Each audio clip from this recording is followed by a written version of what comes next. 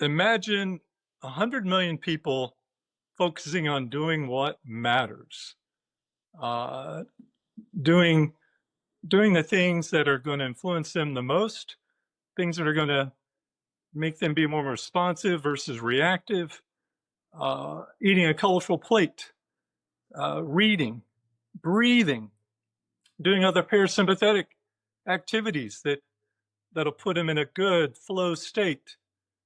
Imagine 100 million people doing what matters that would influence what you're trying to do and make what you're trying to do more successful. Wonderful. All right, we were Dr. Clayton Skaggs. And Dr. Skaggs, I have to tell you, I like this train of thought. So we talked about in our discovery call about doing what matters. Mm. Why are people doing what doesn't matter? in the realm of what we're going to talk about, health and well-being, fitness, the whole deal. Yeah, well, there's a combination of things that are probably contributing to that, and largely because doing what matters for them and doing what matters for most of us is hard, and often it's complicated, and so everyone knows eating a colorful plate is good, and yet often we look down at our plate and it's brown or full of processed things, and we just consistently don't do those simple things because they're hard, they're maybe not exciting, and we get distracted by the other things that are trending or exciting that that aren't these simple things that we know really matter. Yeah. I mean, I Yeah. would agree with that assessment. Yeah. And doing what matters to them, let's kind of focus this on the lens related to, in terms of fitness and injury prevention. We talked about this a little bit before in our discovery. And I said, Hmm. oh, would love to get into it about over 40, because it's a big part of the audience, the fit pros especially, and giving yourself the best opportunity to not be injured regularly over this in this age group and doing the things that matters to them. Sure. Well, I thought about our talk today and about what we could do to help individuals listening here, and probably one of the most valuable things that I think you could do for those 40 and over that come into your care and wanting to get better, get more fit, resolve issues that are stopping them, is to educate them and spend time on giving them perspective about where they really are. Mm. And we do this at the Institute with every client that comes in, and they're coming in from all over the country to see us with unresolving pain. We start with education, and here's something that would be really easy for any practitioner to do is draw a circle and say, okay, Mr. Smith, you are here, and you want to be here. You want to be the greatest of all time for you, right? You want to be the GOAT for you. You want to be playing with your grandkids 20 years from now. You want to be playing golf 20 years from now. You want to be still running and doing these things that you've told me you want to do. Well, you're here. And what got you here are these 20 years in front of that dot. And and and and and that has contributed to where you are, and that's why you're weak, or your the exams we've done, the assessments we've done show that you're standing poorly, you have discoordination, you have imbalances, and so it would be unrealistic for you to think that you could be up here at the greatest of all time in a month, because it's taking you 20 years to get here. And just that simple graphic to show them, and usually if you ask them the question, so how long do you think it's taking you to get to this situation where you have pain, you have weakness? So, oh gosh, I've had these troubles. I keep stumbling in sports, I keep stumbling in the gym for years, 10 years. Well, so if you've been doing that, then it's likely going to take at least years to get out of that, to restore that, to bring balance, and then sustain that balance over time. So would you say this is interesting, like this perspective of understand educating where you're at? Do you Mm. feel that a lot of people, how do I want to say this? They either don't know, they've never thought that this is where I'm at, or they've denied that this is where they're at. Absolutely. And there's actually some studies that support that really strongly. Probably the most well-known study is Dan Gilbert's study, where I think he compiled 4 to 6 different populations and studies and asked individuals their perspective on where they are relative to where they were and where they think they're going to go. And the title of his study was uh, the illusion of the end of history, or maybe it was the Hmm. end of history illusion. And so the concept there is uh, everyone thinks, and it's human nature to think where they are right now is where they'll be in 5 years, and and where they are right now, they'll be just as strong and fit and talented and motivated in 10 years without doing anything. They think it'll, and so there's a couple of concepts that make us like that. One of the ones that I think is probably most relevant is retrospective view. So if we look back, we're just reviewing what's already happened, versus constructive prospective view, looking ahead. It There's no variables that we know yet. So to construct what's going to happen is much harder in our brain. And Yes. so we just simplistically, the brain loves simplicity. So we say, oh, I'll be similar to where I am right now. Yeah. And so a personal experience that happens at the Institute all the time, we do photos as part of our assessment, very standardized and sophisticated photos that we have algorithmic assessments to them. And when I put those up with individuals, especially our 40 and over group, 40 years and older group, they often they'll say, "I'm not sure. Is that me? That can't." Uh, well, I think the lighting's off there. That's Yeah. Yeah. That's or right. so many funny uh, comments that come out of that because they can't imagine that they've changed. They still Mhm. think they're 20. He, Yeah. he himself, and I've got a pretty good observational view of things. I look at folks all the time, um, and so when I do my own VHRs, we call them, Yeah. and visual health representations. When I do my own, I'm amazed at how I look, and I have a pretty good perception of the body. So it's high value to get an assessment of where you stand. Photos are great. Having a circle of advisors that's assessing you and can give you perspective on where you stand is just high value to helping you know, wow, I'm not where I used to be, and if I want to be out here at the greatest of all time, I've got work to do, and I've probably got some time to um, to put in. So, two things. So, one, it sounds like there's a disconnect, like the past self hasn't reconciled with the current self. And looking at this and saying, hey, we're still kind of living in, at least mentally too, and maybe mentally thinking physically too, that I am who I used to be. So I don't understand how this could be me now, reconciling that. And why in the 40-ish age range do you think this becomes pretty a larger issue or something that becomes more of a existential thing about this? Well, I think 40 is a couple things possibly.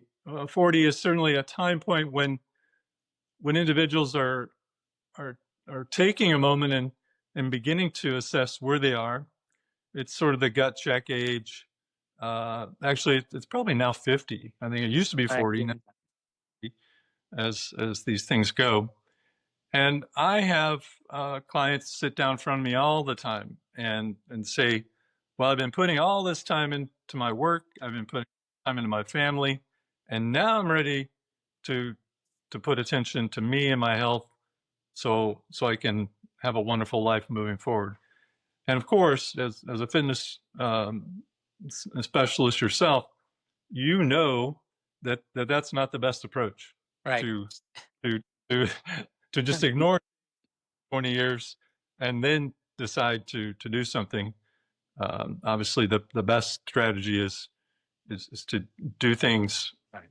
all along the way, and in a balanced approach.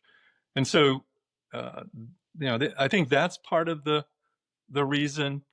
And I also think it is because of the body's just amazing capacity to compensate. So Yeah. the body will compensate, and you'll get by with imbalance and weakness and poor training for tens of years. I mean, I see it routinely, and it's fascinating uh, how how folks are in the shape they're in, with all that's happening in their body with imbalance. I'll usually tell individuals, you know, you're in pretty good shape for the shape you're in. So they love that comment.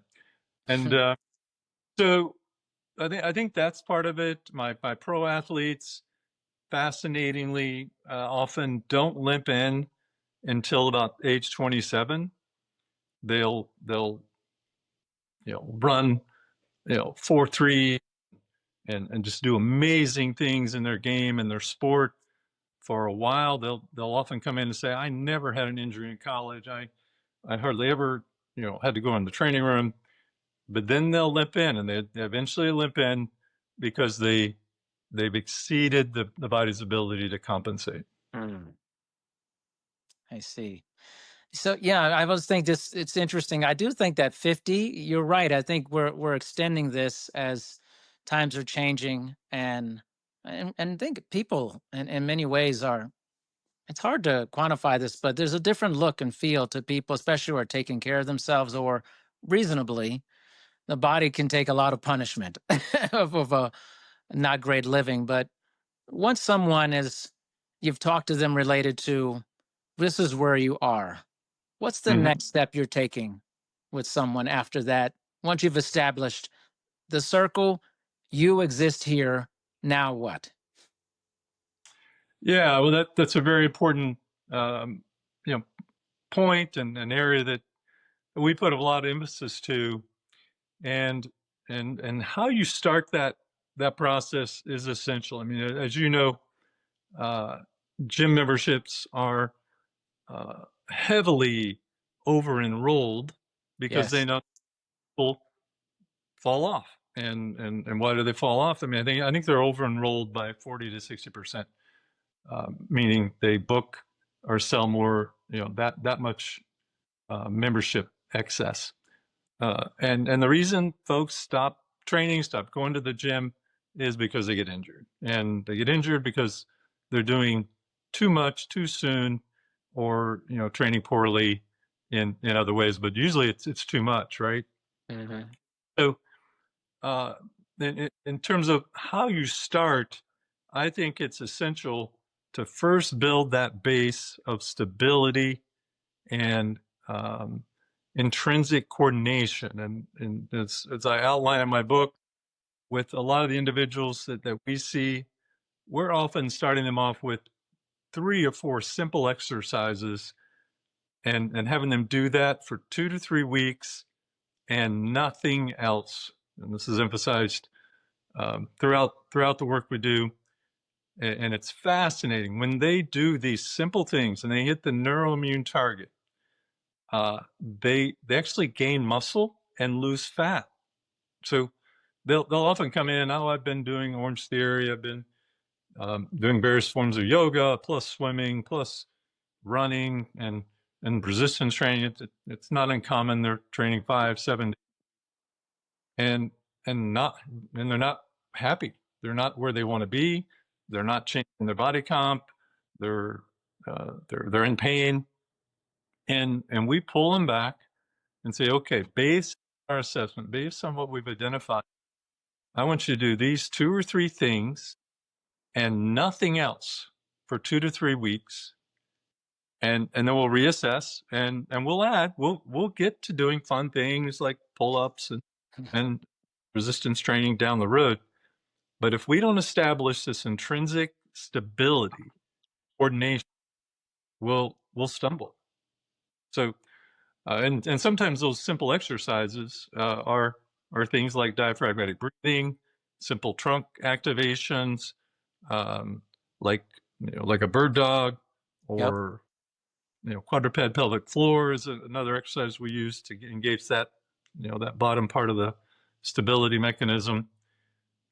Some simple things that just prompt good posture, and the thing that is part of the educational process too, and this is, I think, one of the most important things practitioners can do for their clients is to teach them. And we encourage this with our practitioners at the Institute all the time, spending at least 20 or 30% of your session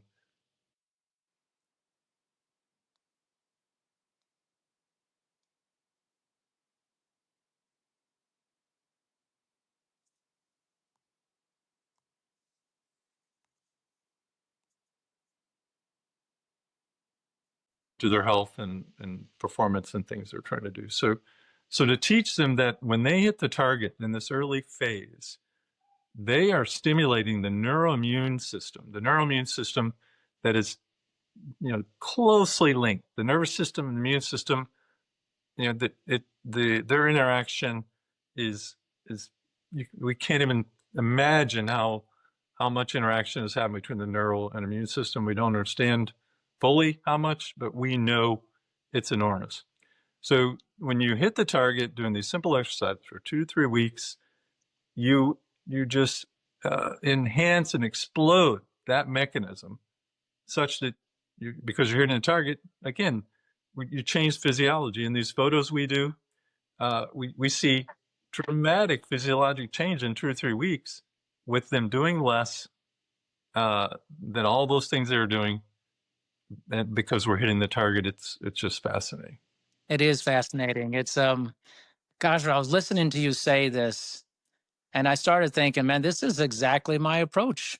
I Hmm. have I often get similar things where someone comes to me and they're doing quite a bit or they're very sedentary, but I get a lot of people who are regular exercisers and I say, it doesn't matter what you've been doing, I'm going to be pulling you back quite a bit. And I know this feels counterintuitive to you. So, but we have to actually go back, pull back and simplify what we're doing in order to start progressively moving forward. And there's always a little bit of a like, we're so used to more. We're so used to just let's put more load on, let's put more intensity, volume. And I also always call it kind of like the guy who wants to go play pickup basketball in his 40s, but hasn't played since he was like 20 and Yeah. thinks, I could still dunk, man. I mean, I could still go and hit a three and, I'm going to start, shuffling my feet and then boom, injury. It's like, Yeah. it goes back to that disconnect, right? You still think you're that person. Yeah. And you have that same level of foundation mobility. So let's connect you to the current version of you with the current version of what is actually going to help you thrive eventually and be stable, mobile, not get injured. We want you to be healthy. And I Yeah. feel whenever I tell people that, it makes so much sense to them. They're like, oh, I never thought about it that way. But it's always like they're indoctrinated into, you're going to start this class and we're going to kick your ass, man. We're going to make you sweat Yeah. hard. Like you're going to get injured in those environments. So I'm going to take a more conservative approach with you. Yeah. No, that sounds wonderful. And you know, I come and when someone says, "Well, I understand what you're saying, uh, but can I still play golf, or can I still do these other things?" And I said, "Look, are you happy where you are? And you're telling me you're not happy where you are, and but I have to get them to really acknowledge that they're not happy where they are, and so we have to change our approach." And so it sounds like you're locking that in really well. Yeah. Well, thank you. Yeah. I think, you know, there's this disconnect with people. And I think when you said that the circle, I envisioned the circle. You know, I'm like, oh, I see the circle he's talking about, and the dot, very powerful. And often we don't think about that. People see themselves as a different version. They go to the past. And I think when you said constructing the future, it makes me think of something like retirement. Someone in their 20s doesn't think their 65-year-old self exists because it doesn't, but this person could exist and this person could be you. Could you actually think about investing in the future you this way? It's very difficult to create that connection for people. Oh, for sure. That's a foreign person. That's not you in their Yeah. mind. You know, and so telling them stories, I think, can help them gain perspective. And that's in my book. It's full of stories and science, and it's purposeful because you know, we learn through stories best. Right. And a story to help people gain perspective on this on appreciating where they're wanting to go or where they really are is, hey, look at some photos of 10 or 20 years ago. And when you look at those photos and you see yourself, what's your emotion? What do you feel? You get a little melancholy because you're like, oh my gosh, I really I had brown hair actually in myself. I had hair. And so Yeah. you you get a little melancholy, and that's real, and that can sometimes help them think, oh, and 10 years from now, I am probably going to look and feel different. Yeah. And here's the real magic though. Uh, if you can get them to appreciate that, and you can get them to appreciate that there is going to be change, then you can often get them to buy into influencing that change, Mm. because you can. And I know you've seen it. Mhm. We've certainly seen it. That if you do the right things, and you know, we like the phrase "do what matters." If you do what matters, you can influence what that next 10 or 20 years will look like, and that is that is irrefutable. There's this science, Yeah. and certainly folks like you have experienced that. That if you do what matters, you do the right training, you do the right eating, you do the right thinking, and thinking is the biggest part probably. Uh, you can influence what you will look and feel like in 10, 20 years. A really fun study was Ellen Langer's study, and this shows you the potency of the mind. Mm. Her counterclockwise study, where they took 70-year-old men, and they took one population and put them in this isolated environment that was surrounded by movies and pictures, and everything that they lived within was 20 years previous. And then they took another population of these 70-year-old guys and let them live in the current state. And I think it was just a week. So these guys lived in an environment that was 20 years younger for 1 week.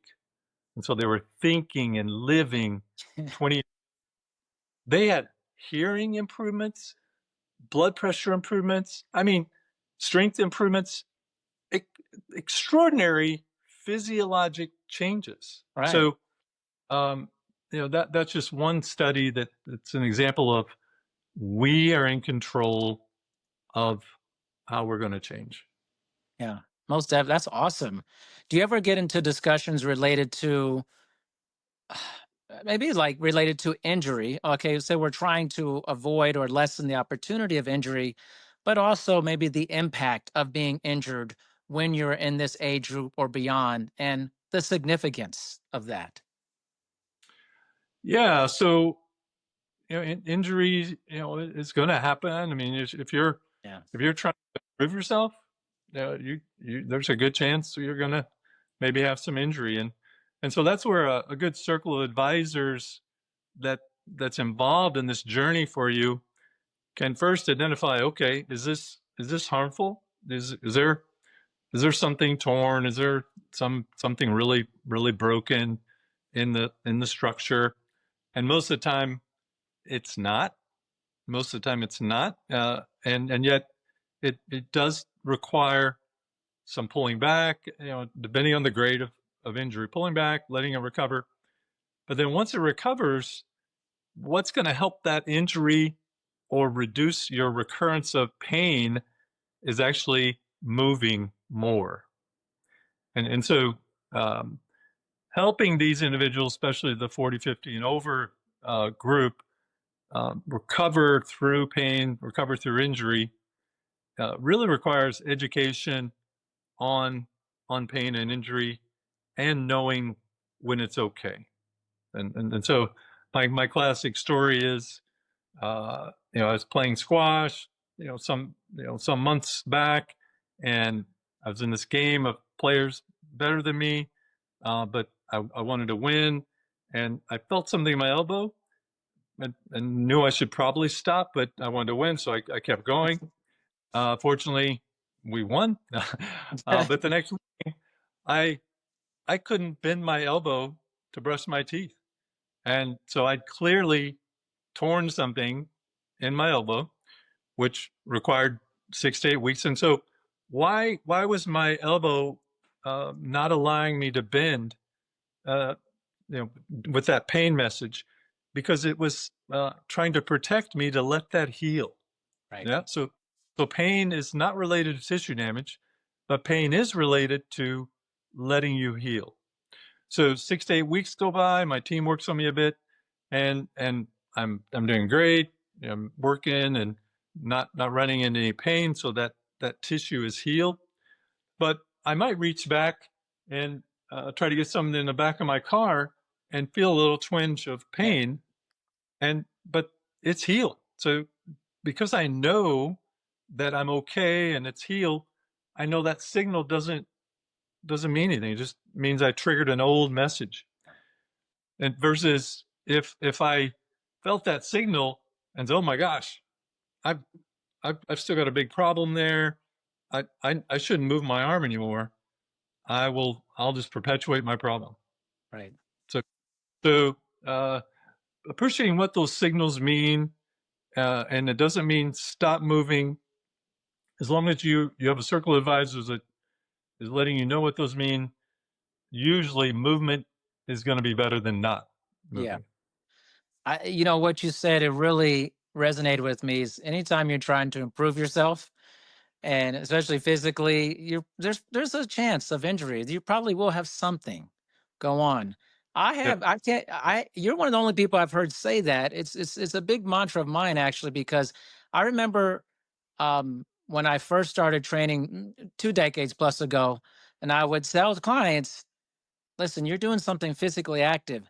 There's a good shot that at some point you're going to have aches, pains, feedback that's telling you, I don't feel that great. I think sometimes with patients clients work with, they think this process is just going to make me feel good all the time. Yeah. I'm just going to feel amazing. I'm like, not so fast. Like, you're improving, but we also have to manage that. There's going to be some pain. There's going to be times where you're like, oh, my shoulder doesn't feel that great today. Doesn't mean you have a major injury, by the way. Yeah.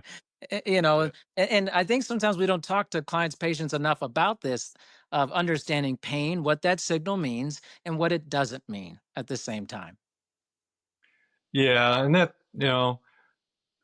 it's it's fascinating how we think as, as humans, and but if you have a good team around you, a good circle of advisors, that phrase comes from my book, and it's one we use all the time, to help individuals know that it would be unrealistic for you not to have some signal, some discomfort as we're doing these things. I mean, if you really think about it, okay, you you just did all this pressing work, and you pulled a sled, or Yeah. you know, you, do you think it's realistic that you wouldn't maybe feel something? And then especially if you were really imbalanced back there at that dot, it would be unrealistic for you not to. I mean, and the other message I often try to communicate as soon as they have discomfort or pain or injury, hey, this is a gift. Mm. This is a gift for you because it shows us where some imbalance and weakness is. And when you build through this, when you work through this, oh man, you're gonna just pile on resilience learning and strength. And so it's rare that the client embraces my concept of a gift until a few weeks later. Yeah. But I used to say, hey, just want you to know this is a gift, and when it happens early, I love it even more Yeah. because we we we get past this. Hey, you're going to learn about pain. You're going to learn about how tissues heal, and this will serve you for the rest of your life. This will serve you for the rest of your life. Can you imagine someone hears that they're thinking, Clayton, what is he talking about? Like this guy's crazy. I'm gonna This is a Yeah. gift. But it's right. Because you're more connected to your body than maybe you've ever been Oh before. yeah. Right. Yeah. And that's another thing I always tell clients too. I'm like, we have to get you to learn what it's like to be inside your body and to feel different sensations. Because up to this point, you have kept a very monotone sensation life. Everything's about comfort or just, I don't want to do too much or anything. And you actually don't know your body that well when Mm. you haven't moved it. So often, No. when one of the biggest things, this is an interesting thing about pain, is often sometimes someone may do a movement and they go, ouch, did that hurt or was it just uncomfortable? Oh, it was uncomfortable. Why did you say ouch for that? Yeah. They don't know the difference. In their Oh, mind, yeah. it's all the same. The signal's the same. Fascinating to me always, Well, that's very good observation, Darian. And the more you can tune your clients into taking a moment, and we talk about, hey, pause, interpret what that signal is, and we put a lot of emphasis on words, and we, as soon as possible, try to get them to stop saying pain and call it a signal. Because Mm. if you say, well, what was that signal? You have to contemplate it, interpret it, what it is. If you say, oh, what was that pain? It involves all those influences and memories of pain that you've had, and And so your brain will sometimes just go to those, and just like you said, you'll say ouch yeah, because it's going to those old memories. that's right. I was just, whenever I would observe that, and I don't have that as much these days, but when I have observed, I'm like, oh, you don't know the difference between this. This is all Mm. the same. It's in a bucket of not feeling great. And Yeah. so when this is just kind of part of the process, is this is uncomfortable. And but knowing like when you like someone probably like yourself and myself, I know my body really well. So when I know when something's wrong, like really wrong, like you knew about your elbow, you're like, whoa, I Hmm. literally, there's no extension at the elbow here. None. Yeah. Something really, that's not great. For someone else, that may not be obvious to them. Oh, of course. Yeah. at all. Yeah. I feel like, oh, it's go away. It's gonna go away. you know, and that's part of Yes. knowing your body. Yeah. And, one of the things that I think, clients really appreciate is if you've spent time along the way. We certainly hear this and see this at the Institute. People have been with us 10 plus years. Uh, when they start communicating this knowledge back to you, that's one of the best things, one of the most coolest things for me, when they start educating it back. And that's a good testament that you've spent the time to teach them about injury, about pain, and to sense their body. I mean, we spend a lot of time on sensory awareness training and various exercises to stimulate the sensory awareness mechanism. So I say in the book, our sensory awareness are the highways to our understanding of movement. Mm, Without them, we we just move the best we can without, and that's usually not good. And yeah. you made a comment that we become numb in our comfortable living styles sometimes, and that's actually one of the body's mechanisms to stay out of trouble. So Yep. is to not sense and not feel, and I mean, you imagine moving down a direction of not feeling. I mean, that's just Yeah. not going to serve you. And I also compare it to as kind of like, and you had mentioned about eating colorful foods and things of that nature. And I often think nutrition is a good comparative um, exercise in many ways. It could be, I remember storytelling. I love storytelling too. It's kind of like I remember I like eating at a lot of different places. I love vegetables. I love different cuisine, things that have very different complex flavors. In my mind, if I go to a place and I experience that, I could taste every single thing in it. I feel I have that sensation. Now, if I take someone else to the same place and their palate has never been associated with that, they may think this is not good at all, or Mm, this is bland, or this is this or that. Well, they're used to a certain thing. They may be used to fatty, salty foods all the time, all the time. So that's the only thing they associate with it. That's their ouch for them, mm, or yeah. that. And it's kind of this lack of exposure syndrome. So if you're not, so saying that if you've not moved regularly, once you start moving, you're like, what is happening to me? Like, what is wrong Hmm. with me? I'm like, nothing's wrong with you. So actually, some of the first things I say to my clients is, once we start with this very conservative approach, and I'm like you, we're not doing very hardly anything. Yep. Maybe five, six movements. Whoa.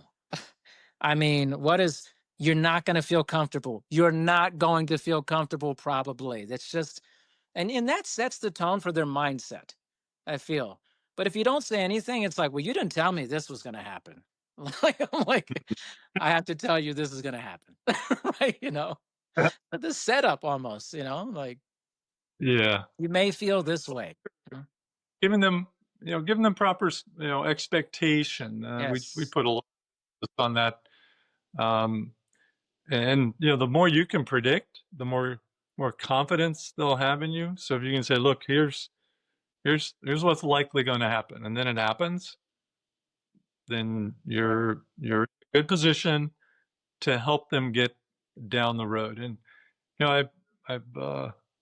early on in my career, and someone said, "What do you do?" I said, "Well, I fix people," and that was before I realized I have little to do with it, and was I was Love that. working in based on training and things. But Yeah. now, and my team, we all agree with this. Our biggest job is to help people get out of the way so Mm. that the resilience can come through.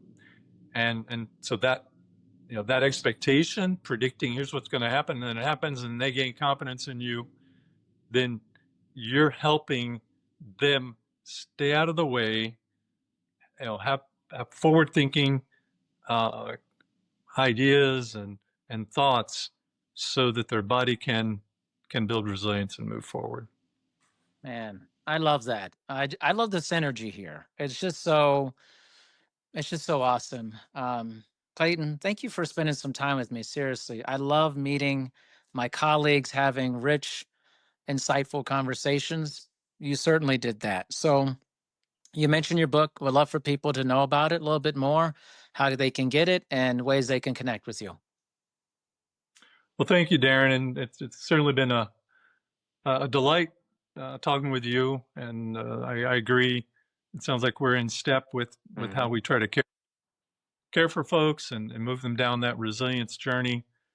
And that's really my purpose, is to try to influence as many people as possible to know that the resiliency is in them, the mind body resiliency is in them, and that's kind of the lead off of 100 million people doing what matters. Wow, wouldn't that be amazing? Not even doing what matters based on my book, or doing what matters just what you and I think, but doing what matters based on concepts that most of us know. And if they would be doing those things, then what we're trying to do would be easier. And man, when that big mass of folks start moving that direction, can you imagine that? Amazing. And the book is just a catalyst for that. It's called The Power of Doing What Matters.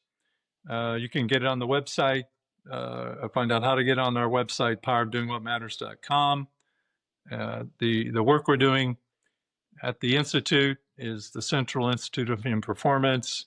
That's kind of the lab for all that that's come through in the book. Awesome. Clayton, thank you so much for your time.